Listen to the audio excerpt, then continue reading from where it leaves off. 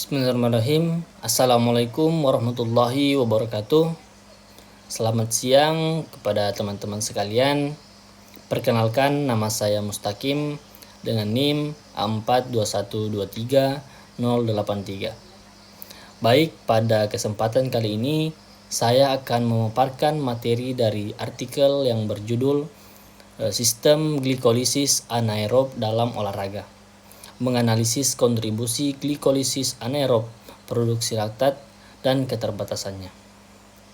Pada pemaparan ini saya akan menjelaskan apa itu sistem glikolisis anaerob, bagaimana proses kerjanya, kemudian apa fungsi laktat yang dihasilkan, keterbatasan sistem, serta mengapa sistem glikolisis anaerob sangat penting dalam meningkatkan performa olahraga. Nah, baik, kita mulai dari pengertiannya terlebih dahulu. Jadi tubuh manusia itu membutuhkan energi agar dapat bergerak ketika kita berjalan, berlari, melompat, ataupun berolahraga. Nah, otot ini membutuhkan energi yang disebut ATP atau kepanjangan dari ATP itu adenosin trifosfat. Nah, ini ATP inilah yang menjadi sumber energi utama untuk melakukan kontraksi otot. Namun jumlah ATP yang tersimpan di dalam otot sangat sedikit. Oleh karena itu, tubuh harus terus memproduksi ATP melalui sistem penyedia energi. Secara umum terdapat 3 sistem penyedia energi, yaitu sistem ATP, PC atau fosfagen, sistem glikolisis anaerob, dan sistem aerob.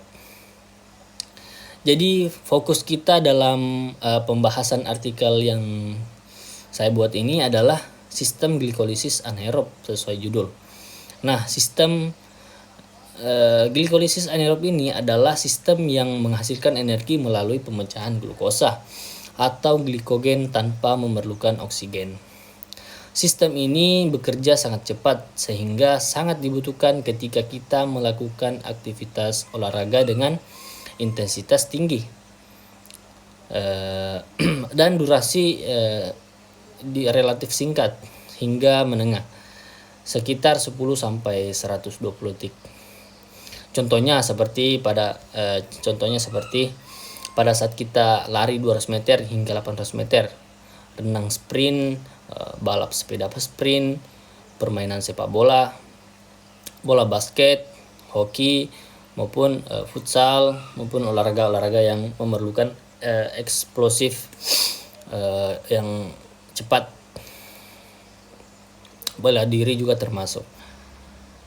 Pada olahraga tersebut, tubuh membutuhkan energi dalam jumlah besar dalam waktu yang singkat sehingga sistem glikolisis anaerob menjadi sumber energi yang sangat penting. Nah, selanjutnya kita masuk pada bagaimana sistem ini bekerja dalam tubuh kita. Nah, ketika seseorang melakukan aktivitas yang sangat berat, kemudian kebutuhan energi meningkat dengan cepat. Nah, pada kondisi ini, pasokan oksigen belum mampu memenuhi kebutuhan tubuh. Karena itu, tubuh memecah glukosa atau glikogen atau melalui proses glikolisis untuk menghasilkan ATP tanpa menggunakan oksigen. Keuntungan utama dari sistem ini adalah mampu menghasilkan energi lebih cepat dibandingkan sistem aerob. Walaupun demikian, sistem ini juga memiliki keterbatasan pastinya, yaitu hanya mampu bekerja dalam waktu yang relatif singkat. Setelah aktivitas berlangsung lebih lama, kontribusi sistem aerob mulai meningkat dan menjadi sistem energi yang dominan. Nah, artinya sistem anaerob dan sistem aerob sebenarnya tidak bekerja sendiri-sendiri, tetapi saling melengkapi sesuai kebutuhan tubuh selama berolahraga. Selanjutnya saya akan membahas mengenai laktat. Selama bertahun-tahun, mungkin banyak orang yang beranggapan bahwa laktat itu merupakan penyebab utama pada kelelahan otot. Nah, namun berdasarkan berbagai penelitian terbaru yang dibahas dalam artikel ini, pandangan tersebut ternyata sudah berubah. Nah, saat ini diketahui bahwa laktat bukan hanya produksi sisa metabolisme. Laktat justru memiliki banyak fungsi bagi tubuh. Nah, pertama, laktat dapat digunakan kembali sebagai sumber energi. Melalui mekanisme yang disebut laktat shuttle, laktat akan diangkut menuju jaringan lain seperti otot yang sedang beristirahat, jantung maupun hati untuk mengubah kembali menjadi energi. Nah, artinya laktat ini tidak langsung dibuang oleh tubuh, tetapi masih bisa dimanfaatkan kembali. Kedua, laktat juga berfungsi sebagai molekul pensinyalan. Artinya laktat membantu mengatur berbagai proses adaptasi tubuh terhadap latihan. Misalnya, meningkatkan pembentukan mitokondria, meningkatkan kapasitas oksidatif, membantu metabolisme lemak, serta meningkatkan kemampuan tubuh dalam beradaptasi dalam latihan fisik. Jadi sekarang laktat bukan lagi dianggap sebagai musuh, tetapi justru memiliki peran yang penting dalam metabolisme energi. Selanjutnya kita membahas hubungan laktat dengan performa olahraga. Jadi artikel yang saya buat ini menjelaskan bahwa kemampuan atlet tidak hanya dipengaruhi oleh beberapa banyak laktat yang dihasilkan. Yang lebih penting adalah bagaimana tubuh mampu mengelola laktat tersebut. Jadi ada dua proses penting, yaitu laktat exchange atau pentukaran laktat, dan yang kedua itu laktat clearance atau pembersihan laktat. Atlet yang mampu membersihkan dan memanfaatkan laktat dengan lebih cepat biasanya mampu mempertahankan intensitas latihan lebih lama. Nah, penelitian pada pelari 800 meter menunjukkan bahwa kemampuan membersihkan laktat memiliki hubungan erat dengan performa atlet. Selain itu, kadar laktat darah setelah latihan juga sering digunakan sebagai indikator untuk memperkirakan seberapa besar sih kontribusi sistem glikolisis anaerob selama aktivitas olahraga. Dengan kata lain, pemeriksaan laktat darah saat ini tidak hanya digunakan untuk melihat tingkat kelelahan, tetapi juga sebagai salah satu indikator kemampuan sistem energi seseorang atlet. Nah, selanjutnya kita membahas faktor-faktor yang memengaruhi produksi laktat. Jadi produksi laktat dipengaruhi oleh beberapa faktor. Jadi yang pertama adalah intensitas latihan. Semakin tinggi intensitas latihan, maka semakin besar produksi laktat. Nah, yang kedua adalah durasi aktivitas. Jadi semakin lama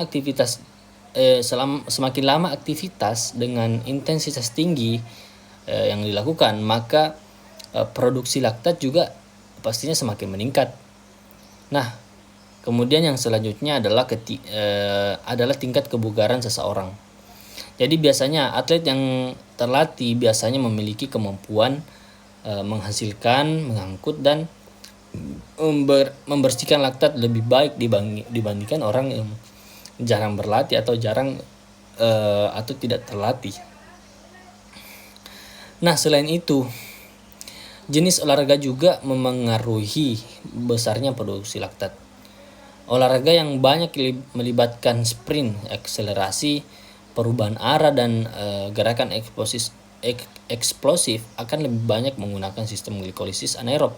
Contohnya seperti tadi, yaitu lari 800, lari 200, sepak bola. Nah, itu pastinya melibatkan sprint atau akselerasi, perubahan arah, dan gerakan eksplosif. Nah, pastinya akan lebih banyak menggunakan sistem glikolisis anaerob. Walaupun sistem ini memiliki banyak manfaat, sistem glikolisis anaerob juga pastinya mempunyai keterbatasan. Pada aktivitas intensitas tinggi terjadi peningkatan ion hidrogen atau H+ yang menyebabkan penurunan pH otot.